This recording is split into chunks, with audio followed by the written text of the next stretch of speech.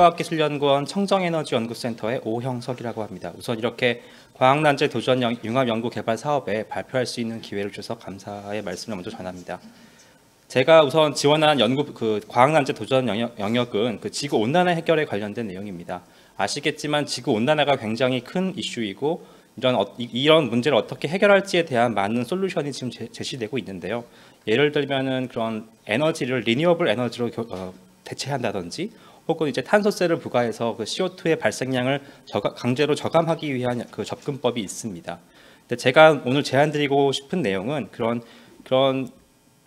과학적인 내용을 통해서 이런 솔루션을 제공하고자 하는데요. 우선은 그 자연계에 있는 기술을 모사해서 똑같이 모사해서 이런 지구 온난화를 해결하고자 하는 것이 저의 그 제안입니다. 그 제안의 그 키워드로서 저희가 제안하는 것이 보시면은 초임계 인공광합성 기술이 되겠습니다.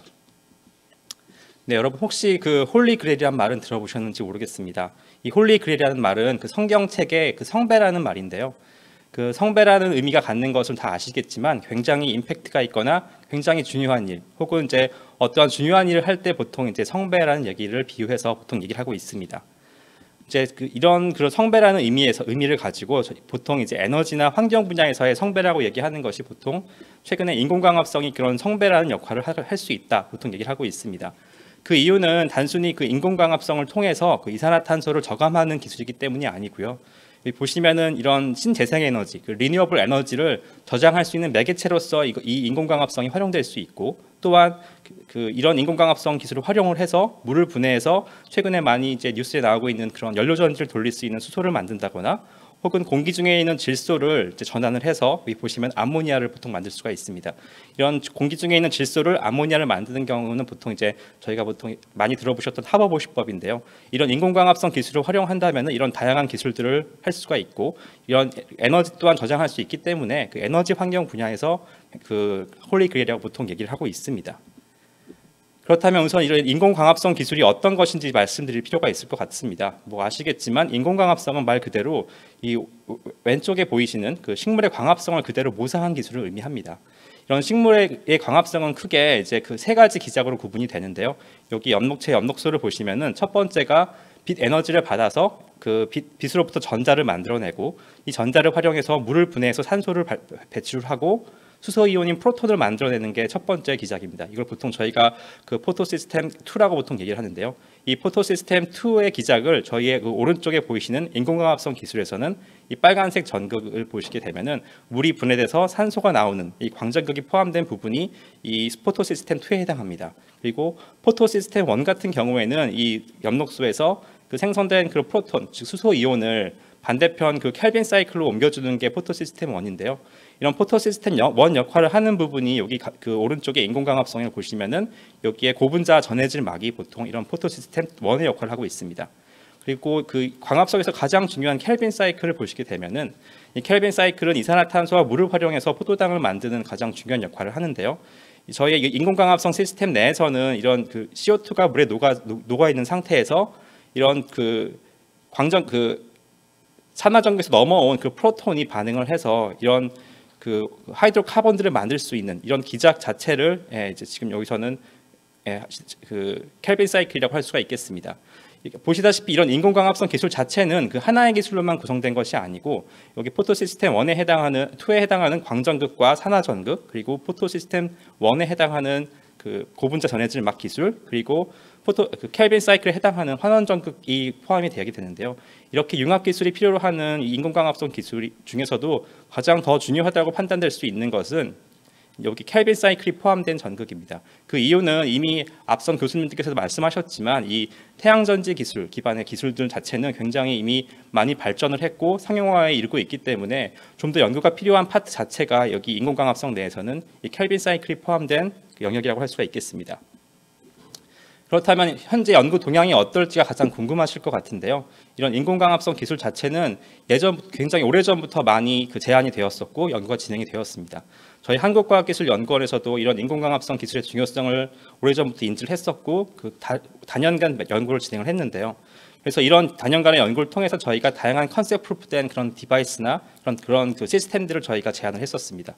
그래서 오른쪽 하단에 보시면은 이제 잔디밭 위에 있는 그 어떤 판넬 디바이스를 보실 수가 있는데, 이 경우는 지금 태양광 전지가 연계되어 있는 광전극에 저희가 이제 그 개발한 그런 그 인공광합성 디바이스가 일체화를 시킨 그런 모놀리틱한 디바이스고요. 이런 모놀리틱한 디바이스 8개를 연결해서 저희가 실제로 CO2를 컨버전해서 일산화탄소를 만드는 것을 구현을 했었습니다. 그럼 이제 왼쪽 보시면은 이제 이런 그 광전기화학 전지가 포함된 그 인공광합성 장치를 좀 더 간단하게 요약을 한 것인데요. 일반적으로 CO2를 이렇게 물에 녹여서 이제 흘려주고, 이런 물에 녹아져 있는 CO2가 이제 전기화학적으로 컨버전이 되면서 위에 보시는 다양한 케미컬들이 만들어집니다. 이런 다양한 케미컬들은 여기에 들어가는 전극 소재를 바꿔줌으로써 저희가 컨트롤할 수가 있고요. 일반적으로 많이 만들어지는 것이 카본이 하나 들어가 있는 카본 모녹사이드나 그런 포믹 엑시드, 개미산이 많이 만들어지고, 카본이 2개 들어가 있는 에틸렌이나 에탄올 또한 만들 수가 있습니다. 최근에는 이제 카본이 3개 이상 들어가 있는 엠프로파놀이나 이런 고부가 가치 화합물을 만드는 연구를 하고 있습니다.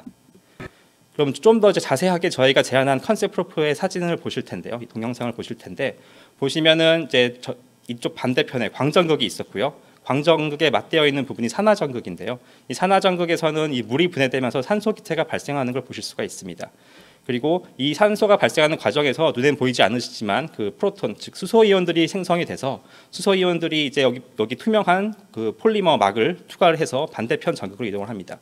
여기 반대편 전극에서는 지금 그 물에 녹아 있는 CO2가 이제 그 넘어온 프로톤과 반응을 해서 일산화탄소를 만들고 있는 중이고요. 이때 효율 자체가 이제 90%의 일산화탄소가 만들어지고 10%가량의 수소가 만들어지는 지금 반응을 보신 것입니다. 그렇다면 이런 컨셉 프로프된 그런 디바이스 자체가 효율이 어느 정도인지가 궁금하실 것 같은데요. 지금 여기 하단 부분에 보이시는 그 STF, 보통 저희가 인공광합성 기술에서 보통 얘기하는 그 효율 자체는 그 솔라트 퓨리라고 해서 그 솔라 에너지를 어떻게 퓨일로 바꿨을 때 효율이 얼마 정도인지를 보통 계산을 합니다. 이 당시 저희가 2015년에 발표한 결과인데, 지금 이 수치가 4.23%입니다. 이 4.23%가 어떤 의미를 가지는지는 여기 오른쪽 상단에 그 신문 기사를 보시면 아실 수가 있는데, 지금 일반적인 식물 나뭇잎이 그 솔라트 퓨일의 그 에피션시가 1%밖에 되지 않습니다. 그런 의미에서 저희가 2015년도에 발표했던 그 수치가 그 식물의 잎보다 4배 이상 높은 효율을 보이고 있다는 것을 의미하고요. 그러니까 굉장히 높은 수치죠. 그리고 당시 때는 그 월드 레코드가 1.8%였는데 저희가 4.23%를 발표함으로써 이때 저희가 월드 레코드를 교체했던 경험이 있습니다. 이렇게 훌륭한 기술임에도 불구하고 현재 아시겠지만 여러분들이 이 인공광합성 기술 잘 모르실 것 같습니다. 그 이유가 바로 그 상용화에 아직 기술이 이르지 못했기 때문인데요. 그것은 가격 경쟁력에 아직 도달하지 못했기 때문입니다. 당시 이때 저희가 얻었던 효율, 즉 그 전류 밀도 자체는 30mA밖에 안 됐습니다. 30mA/square cm가 가지는 의미가 어떤 것을 의미하냐면, 아직 그 경쟁 기술이라고 할 수 있는 그 석유 화학 제품에서의 그 케미컬들을 이겨낼 수 있는 가격 경쟁력에 도달하지 못했다는 것을 의미하고요. 그렇다면 이제 이 인공광합성 기술에서 과연 난제가 무엇일까? 이게 실제 우리가 쓸 수 있는 의미 있는 기술이 되기 위해서는 어떻게 해야 될까 하는 것이 저희의 궁금증이었고, 당연히 그것은 그 경쟁 기술인 화석연료와 경쟁을 해서 가격 경쟁력을 가질 수 있을 때 보통 저희가 그때서야 난제가 풀릴 수 있다고 저희가 판단을 했습니다. 그래서 저희가 가장 궁금했던 것은, 그러면은 이 화석연료를 이길 수 있을 정도가 되려면 어느 정도의 효율을 보여야 될까가 가장 큰 그 궁금증이었고요. 그래서 저희가 작년에 지금 보시면은 그 논문을 낸 것이 있는데, 그 기존 시장 그 기술, 즉 그 인공광합성을 통해서 저희가 만들 수 있는 다양한 프로덕트들의 시장 가격, 생산 가격, 단가를 놓고, 그리고 모든 공정 시스템 과정과 조건들을 부합을 해서 이제 그 경제성 평가를 시뮬레이션을 진행을 했습니다. 그 결과 저희가 얻을 수 있었던 그 의미 있는 수치는 바로 2A였습니다. 이게 인공광합성 효율 자체가 2A에 도달하게 된다면은 여기 보시다시피 그 일산화탄소나 개미산, 엠프로파놀 같은 경우에는 바로 시장에 나와서 석유화학 제품과 경쟁할 수 있을 정도의 가격이 되고요. 메탄올이나 에틸렌, 에탄올 같은 경우에는 그 소재의 가격을 저감한다거나 혹은 전기 가격을 조금 줄임으로써 이제 어느 정도의 시장 경쟁력을 가질 수 있다고 판단을 했습니다. 그렇다면 저희가 난제로 설정한 이 2A를 과연 어떻게 극복할 수 있을까가 당연히 궁금하시겠죠. 그래서 우선은 저희가 생각했던 것이 이제 우선 현재 기술이 어느 정도인지를 이제 설명을 드리려고 합니다. 현재 기술 자체는 아까 전에 저희가 컨셉 프로프로 보여드렸던 그 모놀리틱한 그 디바이스 자체 내에서 그 CO2를 물에 녹였을 때의 경우인데요. 이때 저희가 얻었던 결과가 30mA 정도였었습니다. 그리고 이런 것들을 극복하기 위해서 단연간의 연구가 진행이 됐었고, 그 과정에서 이제 물에 녹이는 게 아니고 솔루빌리티 문제가 없는 그 기체 상태에서의 CO2를 공급하는 방법을 저희가 고안을 했고, 지금 연구가 되었을 때 저희가 얻었던 결과 자체가 300mA에서 400mA 정도를 얻었습니다. 사실 이 수치는 굉장히 높은 수치인데요. 왜냐하면 그 기존보다도 거의 10배 이상 높인 수치이기 때문입니다.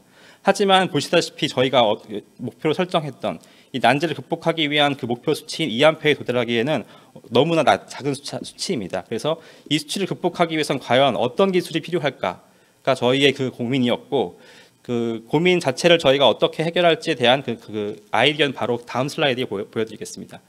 이 난제 극복 방안은 저희가 처음에 단순히 생각했던 것은 그 솔루빌리티였습니다. 아까 말씀드렸지만 그 물에 녹이는 솔루빌리티 문제를 그 가스를 공급하면서 10배 이상의 효율을 높였기 때문에 그 CO2의 밀도, 그 반응할 수 있는 프로덕트의 밀도만 높인다면은 당연히 전환 효율도 높아질 거라고 저희가 판단을 했습니다.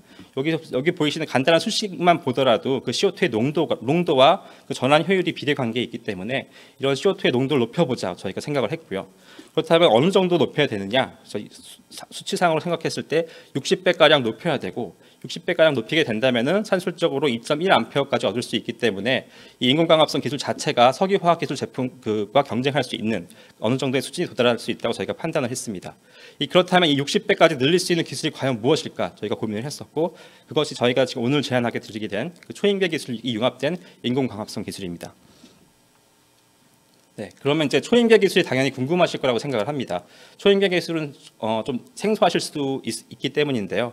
이 초인계 기술은 일반적으로 저희가 알고 있는 고체, 액체, 기체 이 세 가지의 그 물질 다음에 그 제4의 물질 상태라고 보통 얘기를 하고 있습니다. 우선 간단하게 그 CO2가 초인계 상태로 넘어가는 그 동영상을 보실 텐데요. 우선 지금 조건이 73기압 상태에서 CO2가 액체 상태로 있는 상태입니다. 그러다가 이제 온도를 31도까지 서서히 올리게 되는데, 그렇게 되면 액체 상태의 CO2가 바로 이제 기화하는 것처럼 보입니다. 지금 다 기체 상태로 가는 것처럼 보이는데, 사실 이게 기체가 아니고 이게 초인계 상태에 접어든 상태입니다. 보시면 이게 기체 상태이긴 하지만 어떤 이렇게 유체의 흐름 같은 게 보이죠. 이것은 이제 그 초인계 유체는 그러니까 기체 상태의 운동성의 그런 프로퍼티를 가지고, 장점을 가지고, 또한 액체 상태의 이제 프로퍼티를 가지기 때문에 이 두 가지의 그런 특성 때문에 초인계 상태가 이런 그 형상을 보이게 되는 건데요. 일반적으로 이런 초인계 유체는 크게 그 기체의 장점인 그 운동성, 그리고 어떤 그 우수한 침투력을 가지고 있고요. 그리고 액체의 장점인 그 용해력을 가지고 있습니다. 그리고 가장 더 중요한 장점이 무엇이냐면은 그 표면 장력이 없다는 장점이 있습니다. 그래서 이러한 장점들을 활용한다면은 그 앞에 말씀드렸던 그 2A의 난제를 극복할 수 있겠다. 저희가 판단을 했습니다. 그리고 아래에 보시면은 여기 촉매 관점에서의 이 초인계 CO2가 어떤 의미가 있는지를 말씀드릴까 하는데요. 이 촉매를 말씀드리는 이유는 아까 전에 그 보여드렸던 그 인공광합성 그 기작 자체가 촉매 반응이기 때문입니다. 일반적인 촉매 포어 같은 경우를 잠깐 보시면은 기체 상태의 CO2 같은 경우에는 이렇게 운동성이 좋고 침투력이 좋은 장점이 있지만 그 밀집도가 굉장히 낮습니다. 그래서 모든 그 촉매 표면적을 활용할 수가 없는 단점이 있고요. 액체 같은 경우에는 그 CO2가 액체 상태일 때 밀집도는 굉장히 높지만 이 표면 장력과의 그 문제 때문에 그 촉매의 그 안쪽 깊숙이까지 반응할 수가 없는 단점이 있습니다. 하지만 이 초임계 유체 같은 경우에는 CO2의 밀집도가 높음과 동시에 그 촉매의 깊은 포어까지 그 침투할 수 있기 때문에 촉매의 그 활성 면적을 거의 다 활용할 수 있다는 장점이 있습니다. 그렇다면 이런 좋은 초임계 기술 자체가 이게 단지 그냥 그 실험실 규모, 랩 규모에서만 이루어진다면은 큰 의미가 없을 텐데요. 근데 다행히도 이 초임계 기술 자체는 그 잘 모르시겠지만 저희 주변에 가깝게 있습니다. 저희가 주로 마시는 그 디카페인 커피나 혹은 이제 그 콜드브루 자체, 그리고 콜드브루 자체도 초임계로서 저희가 추출하기도 하고요. 그 참기름 같은 경우도 저희가 그 초임계 기술을 통해서 추출하고 있습니다. 그리고 최근에는 그 삼성전자의 그 미세 패턴 반도체 공정에서 드라잉 공정 자체도 최근에는 이 초임계 그 공정을 통해서 그 수분을 제거하는 역할을 하고 있고요. 그래서 제가 말씀드리고 싶은 거는 이런 초임계 기체 공정 자체가 단순히 그냥 랩 스케일이 아니고, 이거 저희와 이제 저희의 인공광합성 기술과 연계되었을 때는 산업화도 충분히 가능할 수 있다는 희망을 저희가 얘기하고 싶습니다. 그렇다면 이런 저희가 제안한 이 초임계 기술의 그런 초인계 기술이 적용된 그 광합성 자체가 어떤 독창성을 가질지에 대해서 잠깐 말씀을 드릴까 하는데요. 저희는 크게 세 가지 관점에서 독창성이 있다고 판단을 합니다. 우선 첫 번째는 그 초인계 기술 자체를 저희가 도입해서 CO2의 밀도를 높였다는 것인데요. 이렇게 CO2의 밀도를 높이게 되었을 때 어떤 장점이 있는지 설명을 드리겠습니다. 기존 반응 같은 경우에는 그 CO2가 촉매 표면에 흡착을 해서 어떤 중간 생성체를 형성하고 이 중간 생성체가 탈착하면서 프로덕트가 만들어지는 형태인데요. 이게 워낙 밀도가 낮다 보니까는 보통 이렇게 보시다시피 일산화탄소나 메탄가스 같은 그 탄소가 하나밖에 없는 C1 프로덕트가 주로 만들어집니다. 하지만 이제 초임계 상태의 반응에 들어가게 되면은 이제 우선 CO2의 밀도가 굉장히 높고 그리고 CO2의 그런 그 초임계 상태의 그런 그 액체의 장점인 솔러빌리티 그 용해력이 뛰어나기 때문에 이 중간 생성체 물 자체들도 이제 유체에 포함되어 있게 됩니다. 이렇게 높은 중간 생성체들의 그런 프로덕트들이 촉매 표면에 흡착하게 되고 이 생성된 그 중간 생성체들이 탈착하게 되면서 그 굉장히 많은 양의 그런 프로덕트를 생성할 수 있다는 장점이 있고요. 또 하나는 이 중간 생성체의 밀도가 높기 때문에 여기에 그 중간 생성체들 간의 그 커플링이 쉽게 일어날 수가 있습니다. 그래서 저희가 원하는 C2 프로덕트나 C3 프로덕트들을 저희가 컨트롤해서 생산할 수 있다는 장점이 있기 때문에 이 초임계 공정에서의 그 적용된 인공광합성 기술 자체가 그 C2 프로덕트를 많이 만들 수 C1 프로덕트를 많이 생산할 수 있고 그 C2 프로덕트 이상의 그런 화합물들을 만들 수 있다는 그런 장점이 있다고 말씀드릴 수가 있습니다. 그리고 저희가 또 하나 제안드리는 촉매 관점에서의 그런 독창성은 그 초임계에 적합한 촉매를 디자인했다는 것입니다. 기존 촉매 같은 경우에는 이렇게 표면적을 넓히기 위해서 러프니스를 증가시키고 그렇게 함으로써 촉매 활성을 증가시켰는데요. 저희는 그런 것이 아니고 이 초임계의 그런 환경적인 그런 장점을 이용해서 이 촉매에 원자 수준의 빈틈을 만든 이 포함된 그 촉매를 디자인하고자 합니다. 이렇게 촉매 원자 수준의 빈틈이 생기게 되면은 어떤 장점이 생기냐면은 초임계 유체의 그 장점이 아까 말씀드렸지만 침투력이 좋고 표면 장력이 없다고 말씀드렸습니다. 그래서 이렇게 원자 수준 빈틈 사이 그 깊숙이까지 저희가 이제 그 반응을 원하는 그 CO2를 공급할 수가 있고 그렇게 되면 결국에는 촉매 활성 면적을 최대한 활용할 수 있다는 장점이 있습니다. 또 하나는 이렇게 이 원자 수준 간격의 그 촉매의 그 레틱스의 디스턴스가 굉장히 얇게 되면은 이 그 틈새 사이에 일렉트릭 필드가 형성이 됩니다. 이렇게 생성된 일렉트릭 필드 자체는 그 중간 생성체 저희가 그 반응을 보내려고 하는 CO2의 양을 당연히 늘려줄 뿐만 아니라 그 중간 생성체들 간의 그런 인터랙션을 컨트롤함으로써 CC 프로덕트 이상의 고부가 가치 화합물을 만들 수 있다는 장점이 있습니다. 그리고 이제 마지막으로 이제 저희가 제안하는 독창성은 그 메커니즘적 관점인데요. 앞에서도 말씀드렸지만 이렇게 초임계 조건에서 이렇게 그 인공광합성 기술이 구현된 바가 없습니다. 그래서 저희도 사실은 이 초임계 조건에서의 그 인공광합성 반응 중에 어떠한 거동이 있는지 저희가 전혀 예측할 수가 없는데요. 그래서 저희가 지금 생각하는 건 이 메커니즘을 어떻게 분석해 보자 하는 것이 세 번째 독창성이라고 말씀드릴 수가 있겠습니다. 우선 저희가 처음에 이제 생각하고 있는 그 메커니즘 분석은 그 계산과학을 통해서 그 시스템 내 분자의 거동을 분석하는 것입니다. 그 초임계 조건에서 CO2가 이제 그 전구 표면에 어떻게 이제 거동을 해서 흡착을 하고 그 과정에서 어떤 인터미디엇이 형성되는지에 대한 그런 연구가 필요한 이유가 저희가 그 연구를 수행하는 과정에서 예상하지 못했던 일이 발생하는 게 자명한데 이런 문제를 해결하기 위해서는 근본적인 그런 펀더멘탈한 그런 연구가 선행되지 않는다면은 그 문제를 해결할 수 없기 때문에 저희가 이라고 판단하고 있기 때문이고요.